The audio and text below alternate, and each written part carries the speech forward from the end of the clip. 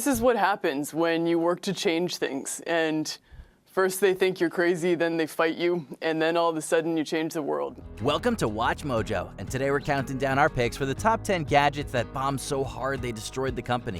What do you do when your raw vegetable juice startup dies a gruesome death?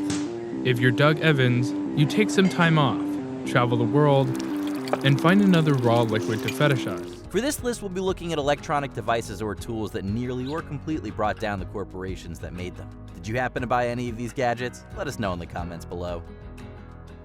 Number 10, IQ Go, Concord Camera. The IQ Go had one distinguishing characteristic. It was the first publicly available digital camera to utilize Bluetooth technology. Unfortunately, Concord did absolutely nothing with that potential. Even worse, they completely bungled it. The IQ Go was a horrible camera in every sense of the word. The pictures it produced were very dark thanks to both a faulty flash and its active pixel sensor. Its upload speed was also painfully slow, as transferring just 7 megabytes worth of photos from the camera to the computer took about 15 minutes. Even by the standards of old tech, that was painful. It was an absolute disaster of a release, and it helped contribute to Concord's demise, with the company going defunct in 2009. Number 9, Peak Inc. In 2007, Virgin Mobile employees left the company and started their own called Peak Inc. Decent little email device, costs $99, can be bought at Target stores right now. Requires a monthly service fee of $20 though, which is pretty steep for a device that only does email, doesn't do text messaging, instant messaging, or anything else. They focused on handheld mobile devices, but there was just one problem: a little competitor called Apple. Released in 2007, the iPhone completely steamrolled the opposition and changed the very fabric of not only the mobile industry, but technology as a whole. And we're going to do it again with the iPhone in 2007. We're very excited about this. Peak, which basically just sent emails and texts, simply could not compete. A series of further blunders followed, including the bafflingly misguided Twitter Peak, which allowed users to access Twitter for the low cost of $8 a month. The bottom line is this. If you're going to have such a feature-specific device that only does Twitter, then you have to make sure it does Twitter well. And the fact is, it doesn't. Why? We don't know. And neither did anybody else. It was called one of the worst gadgets of the decade by Gizmodo, and Peak went out of business in 2012. Number 8, QCAT, Digital Convergence Corporation. The early internet was a weird time, and there were certainly some growing pains. Enter the QCAT. The rollout has begun. Dallas Digerati got a sneak peek of QCAT and CRQ at a glitzy party. But it's the folks at home who will make or break the new product. This thing was produced by Digital Convergence Corporation, and it allowed users to scan a barcode that had been printed in a book, newspaper, or magazine. This barcode would then send the scanner to a URL, thereby giving them access to a specific web page. Now, from every corner of the digital universe, information can be accessed quickly and directly with just a swipe of the cat. Like we said, growing pains. Despite some major partners like Forbes and Wired, it received harsh reviews and attracted some major privacy concerns. These concerns were founded in September 2000 when nearly 150,000 users were affected by a security breach. It was like pouring water on a grease fire, and the company dissolved the next year, losing investors $185 million. CRQ and QCAT, the two greatest technologies on the planet, all at crq.com. You got to check it out. Number 7, HP TouchPad, Hewlett-Packard. The Hewlett-Packard company is better known as HP, and it was founded all the way back in 1939. It was doing well into the late 2000s, buying out companies left and right for billions of dollars, and then came the ill-fated HP TouchPad. And we'll have a real good time. The amazing sound of Beats Audio and the brilliance of Flash, only on the new HP TouchPad with WebOS. Tablets were all the rage in the early 2010s, a phase once again kickstarted by Apple. Unfortunately, the TouchPad was no iPad. It suffered from a painfully slow performance which did not measure up to its $600 price tag. You'd be much better suited going with an iPad 2, going with the Galaxy Tab 10.1, and getting that sort of more robust ecosystem and a more polished product. The device was not long for the world, lasting just 49 days before HP announced that it was discontinuing service. The company announced an inventory fire sale. TouchPads began liquidating at retailers around the country for just $99 for the 16GB version. Even worse, HP declared that it was abandoning consumer goods altogether, and the company went defunct just a few years later. Number 6, Sinclair C5, Sinclair Vehicles. Just one look at the Sinclair C5 is enough to elicit chuckles and a "what the heck is that?" Well, that is an electric tricycle. The Sinclair C5. It's a new power in personal transport. Some bizarre amalgamation of a motorcycle, tricycle, and a Vespa, the Sinclair C5 was a unique vehicle indeed. But unique doesn't always mean good. I think what people are getting for their £399 is essentially a low-speed, short-range, very economical, fun vehicle. I'm sure a lot of people will think it's a bargain at that. This thing was widely mocked by the British press, receiving criticism for its lack of weatherproofing, horrible battery that died quickly, and pitiful max speed of just 15 miles an hour. The Sinclair C5, a whole new way to get about. That, and it just looked ridiculous. The electric tricycle sold very poorly and lasted just a couple of months before Sinclair vehicles went into receivership.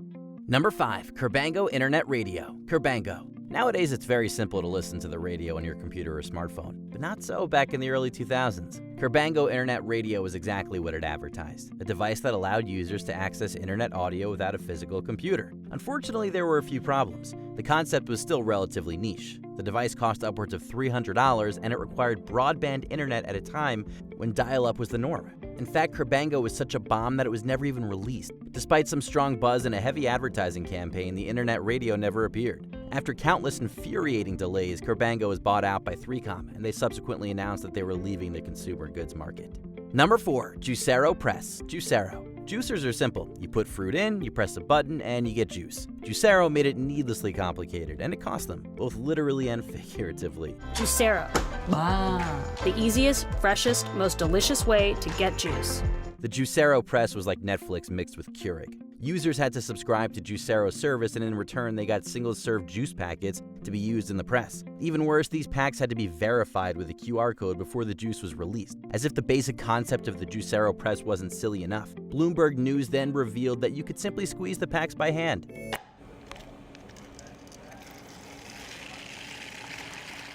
Keep in mind that this pointless device cost $700. Just 1 year after the gadget's rollout, Juicero went defunct, owing to a lack of sales. I think that Juicero was killed in the first inning, right? And, you know, normally a baseball game is 9 innings.